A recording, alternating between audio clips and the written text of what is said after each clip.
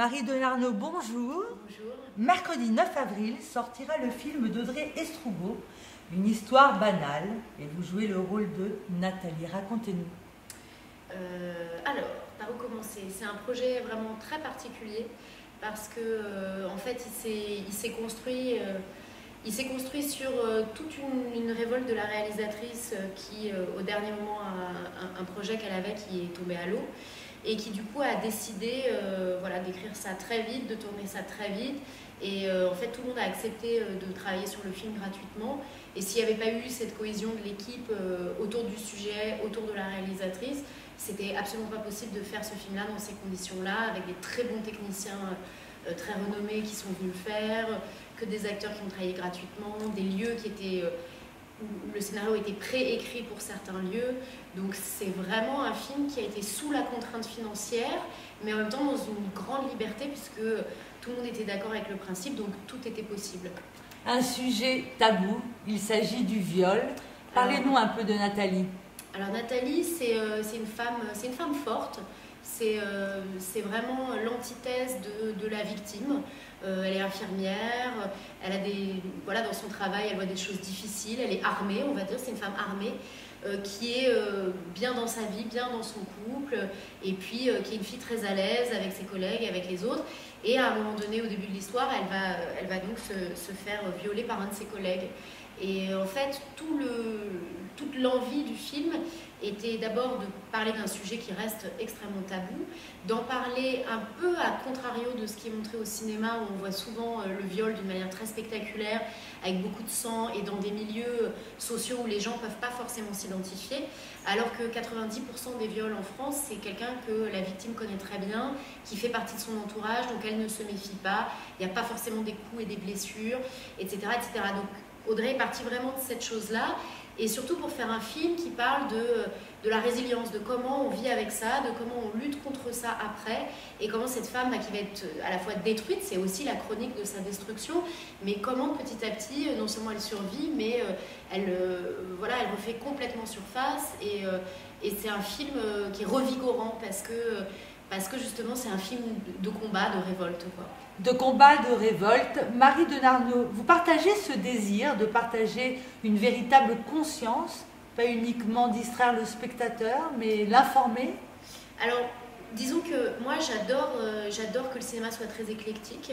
Ça me va très bien qu'il y ait des films absolument burlesques, des films de divertissement pur, d'aventure, etc. Après, je trouve qu'il y a un cinéma qui est là aussi pour être témoin de son temps, qui est important. Moi, je suis contente de participer à ce cinéma-là parce que ça me paraît important, surtout quand il s'agit de parler des femmes, parce que forcément, je suis très sensibilisée au projet. Donc, c'est des cadeaux de pouvoir participer à des films comme ça. Après, j'ai travaillé par exemple avec Édouard Baird, j'ai adoré aussi être dans un film tourné vers de la poésie et de la fantaisie. Ce projet a donc vu le jour grâce au bénévolat de plusieurs personnes et notamment une cagnotte organisée sur le web. 8 000 € ont été réunis. Voilà. Alors disons qu'on peut dire que le budget du film c'est 8 000 €, sachant que ces 8 000 € ont servi à payer ce qui est impondérable, c'est-à-dire nourrir quand même les gens. Par exemple, de tourner dans le métro, ça coûte de l'argent, il y a des petites choses comme ça. Mais ensuite, l'intégralité de l'équipe technique et de l'équipe artistique, jusqu'à l'attaché de presse, jusqu'au distributeur et à la réalisatrice qui continue d'aller coller des affiches dans la rue, tout le monde a travaillé, voilà, comme je le disais au début, gratuitement et parce que convaincu par le scénario, par le sujet et par l'envie viscérale de la réalisatrice de faire du cinéma et de faire un film comme ça qui n'aurait probablement jamais été produit autrement, ou alors il aurait fallu que ce soit un réalisateur très renommé, une actrice très connue qui soit à la tête du projet. Affranchi des contraintes économico-commerciales, le film s'est tourné en 3 semaines chez la réalisatrice. Pardon, la réalisatrice. 1, 2, 3. Affranchi des contraintes économico-commerciales, le film s'est réalisé en 3 semaines, notamment chez la réalisatrice, c'est vrai? Alors, il s'est réalisé, là on n'est pas tout à fait d'accord avec la réalisatrice parce qu'il s'est plutôt réalisé quand même en 4 semaines qu'en 3. Il y a eu 2 semaines intégralement d'intérieur qui étaient dans cet appartement qui est très claustrophobique pour le personnage au moment où elle va vivre sa descente aux enfers, on va dire. Et puis après, il y avait quand même des scènes d'extérieur, des décors qu'il fallait trouver. Et donc on a eu quand même aussi une vraie semaine qui était ailleurs, quoi.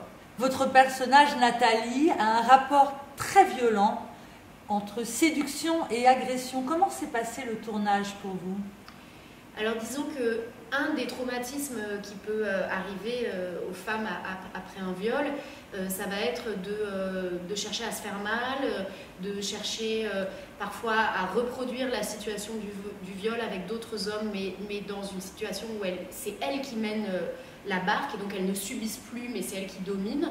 Et donc Nathalie va passer... Alors, on a parlé avec des psys. Dans le film, il y a, on va dire, un peu un condensé de beaucoup de choses post-traumatiques qui peuvent arriver à ces femmes. Heureusement, dans la plupart des cas, les femmes ne vivent pas toutes l'ensemble de traumatismes par lesquels Nathalie va passer.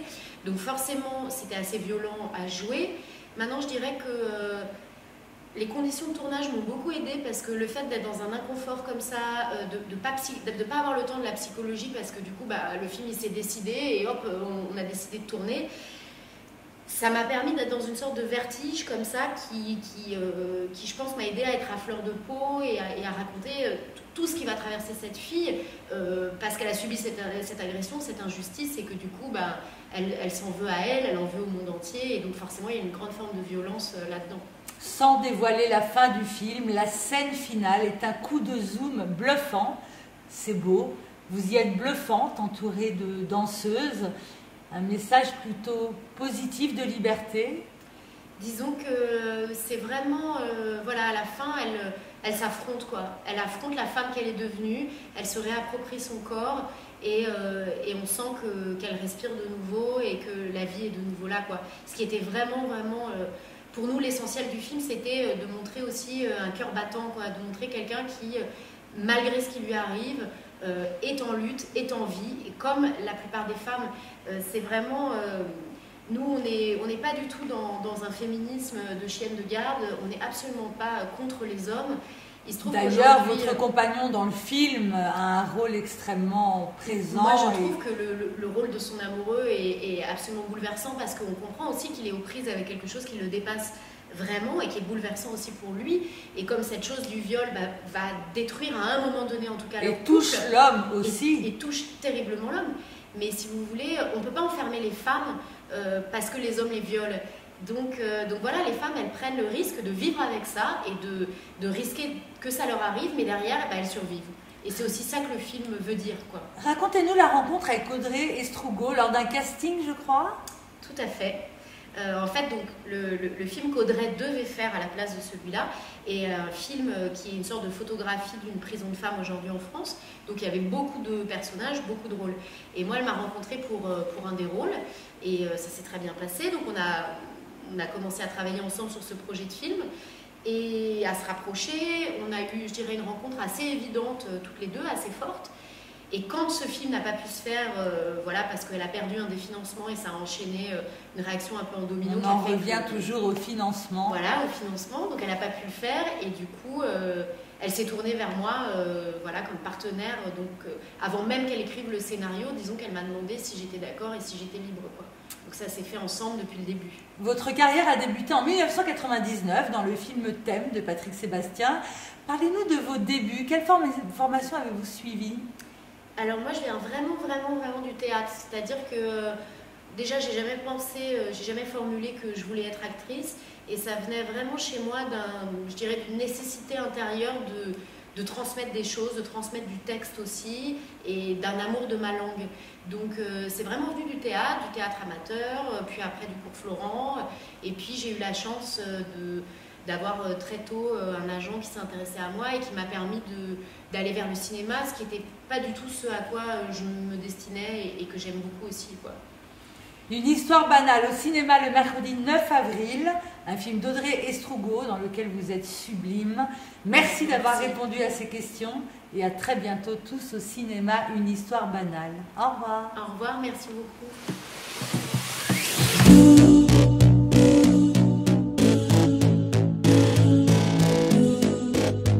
j'étais avec ma belle-sœur. On va boire un coup dans un endroit où les gens dansent. On sort souvent toutes les deux.